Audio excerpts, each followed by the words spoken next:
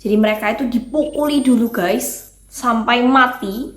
Kemudian setelah mereka mati ya, Raja Yeonsang ini menyuruh prajuritnya untuk memutilasi kedua selir ini ya, kemudian menyebarkan ya bagian tubuh mereka ini di seluruh dinasti. Jadi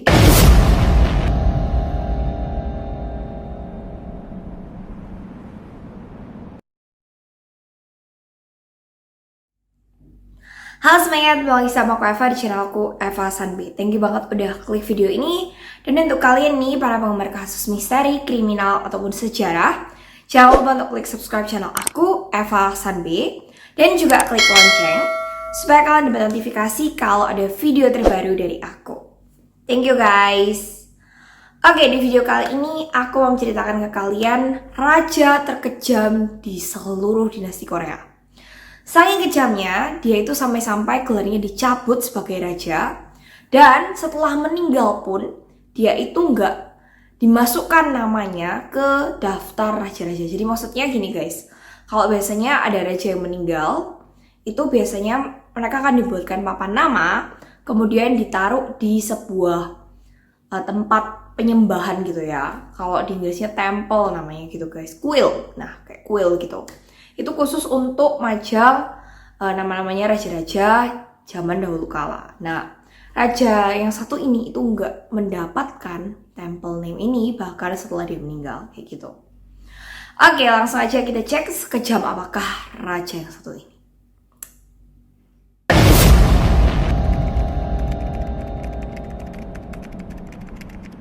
Raja yang mau ceritakan kali ini adalah Raja Yeon Sang-gun. Jadi Yeon Sang-gun itu sebenarnya artinya adalah pangeran. Yeon Sang-gun itu pangeran guys. Nah, kenapa kok cuma bisa disebut dengan pangeran Yeon Sang? Karena gelar rajanya dia itu dicabut berkat kekejamannya saat memerintah. Jadi kita nggak bisa nyebut dengan nama raja siapa, tapi sebenarnya cuma bisa nyebut dengan nama pangeran Yeon Sang. Nah, pangeran Yeon Sang ini itu lahir pada tanggal 23 November 1476 dengan nama kelahirannya yaitu Iyong. Nah, Iyong ini adalah anak dari ratu kedua raja sebelumnya yaitu Raja Songjong. Raja Songjong itu sebenarnya itu punya seorang ratu pertama guys. Tapi ratu pertama itu tiba-tiba meninggal tanpa melahirkan seorang penerus gitu ya, yang bisa dijadikan putra mahkota.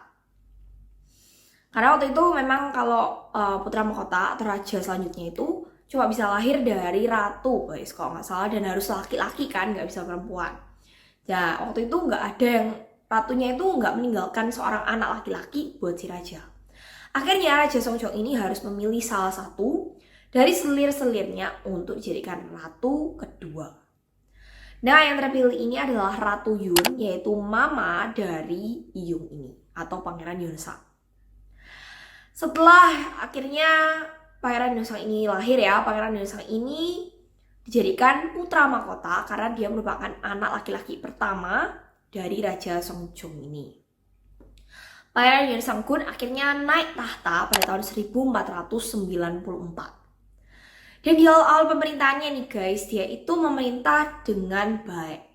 Jadi dia itu memperkuat pertahanan nasional, kemudian dia juga meningkatkan kesejahteraan rakyatnya.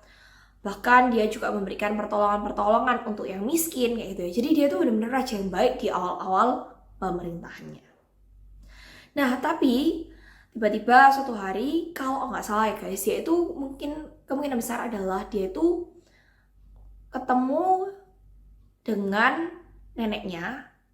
Kemudian dia itu akhirnya menemukan kayak fakta di balik kematian ibunya. Jadi Ratu Yun tadi itu ya. Jadi waktu dia tahu bagaimana mamanya itu meninggal, akhirnya dia itu berusaha untuk mengembalikan gelar dari mamanya. Jadi ceritanya Ratu Yun itu waktu dia melayani raja itu, dia itu menurut rumor guys itu mudah kayak cemburu gitu ya sama selir-selir lainnya. Akhirnya dia itu meracuni salah satu selir raja pada tahun 1477. Dan akhirnya selir raja itu meninggal.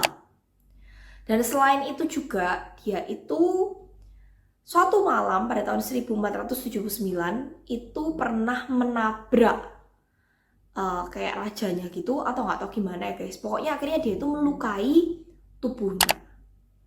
Dan di zaman dinasti Korea waktu itu, seorang ratu itu nggak boleh sampai tubuhnya terluka. Karena kalau tubuhnya terluka atau dia punya luka, bekas luka yang nggak bisa hilang, itu dia itu guys nggak layak untuk melayani raja, semacam itu pokoknya. Bahkan kalau mau jadi ratu itu pun dicek tubuhnya itu apakah ada luka atau enggak. Kalau ada luka dia nggak bisa jadi ratu kayak gitu. Nah, itulah yang terjadi pada Ratu Yun ini. Ratu Yun ini berusaha untuk menutupi lukanya guys. Tapi mamanya Raja Seojong, yaitu Grand Queen Insu ya, itu kayak Ibu Suri ya, Ibu Suri itu menemukan luka di tubuhnya Ratu Yun ini. Akhirnya Ibu Suri ini memerintahkan untuk mengucilkan Ratu Yun ini.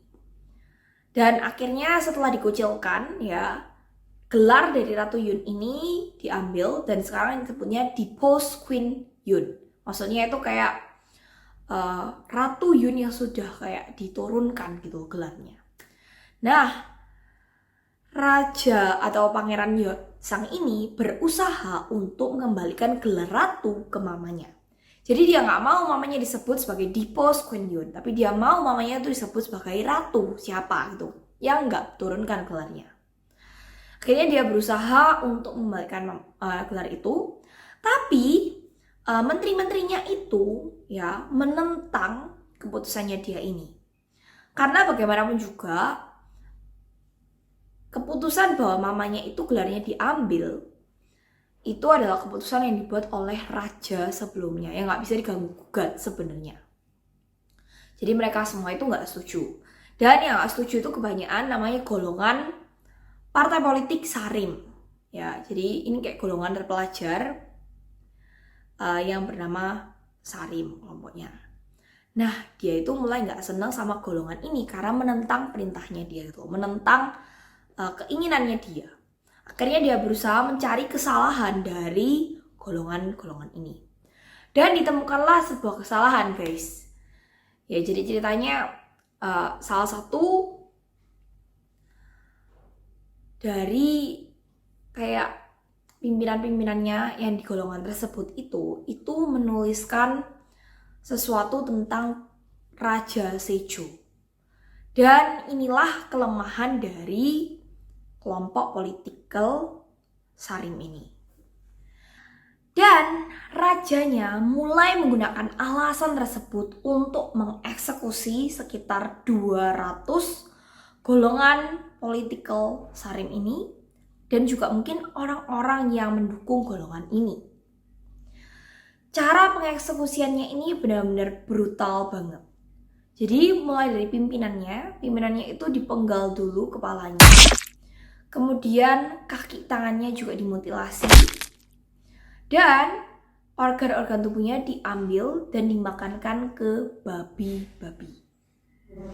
Nggak cuma pimpinannya, anggota-anggota dari golongan political Sarim ini juga diperlakukan sama guys. Jadi mereka dimutilasi waktu hidup-hidup ya, mutilasi hidup-hidup.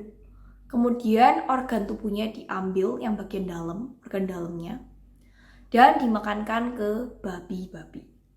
Ada juga yang disiksa dengan cara didudukkan di kursi panas. Habis itu mereka juga ada yang dilumuri dengan madu hidup-hidup supaya mereka digerogoti oleh serangga. Ya. Dan semua itu dilakukan oleh Pangeran Yeonsang ini supaya roh mereka itu bahkan sampai mati itu nggak tenang guys di alam sana. Nggak selesai di situ, kepala mereka yang udah dipenggal digantung di sekitar tembok istana untuk memperingatkan ke orang-orang supaya tidak melawan Pangeran Yeonsang ini.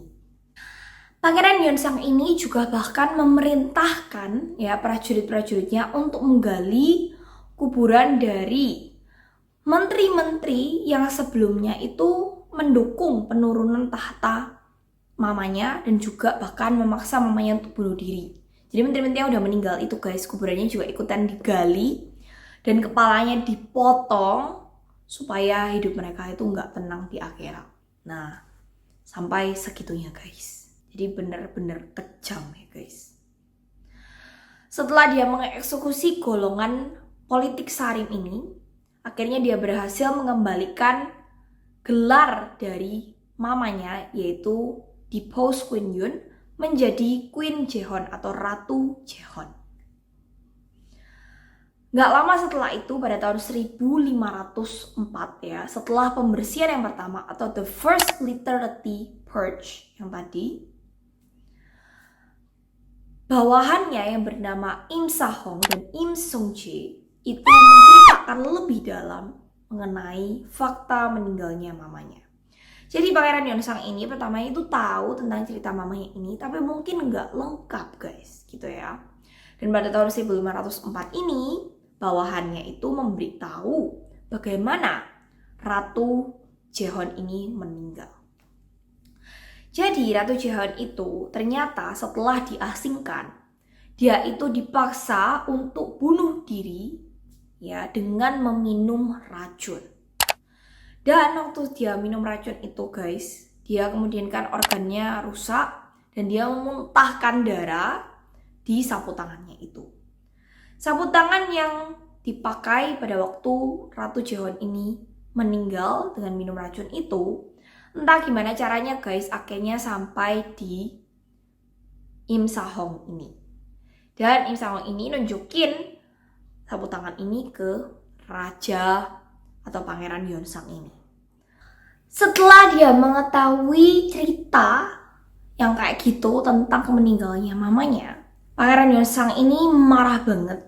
Dan pada bulan yang sama, setelah beberapa hari setelah dia ceritain gitu ya guys, pada tanggal 20 Maret 1504, dia menyiksa dua selir Raja Songjong atau raja sebelumnya sampai mati.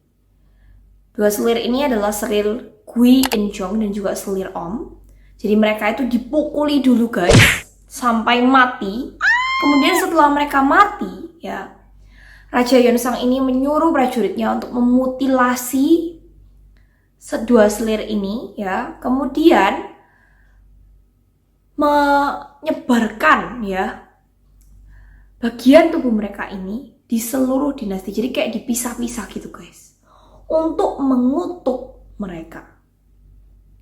Nah, nggak puas sampai di selirnya doang, dia juga bahkan membunuh neneknya sendiri yaitu Grand Queen Insu ya, dengan cara mendorong Grand Queen Insu ini sampai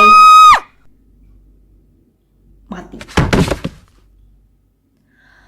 Gak berhenti di sana juga ya, Pangeran Yeonsang ini juga membunuh dan mengeksekusi ya dengan cara kayaknya dipenggal guys, semua menteri-menteri yang ikut mendukung penurunan tahta atau juga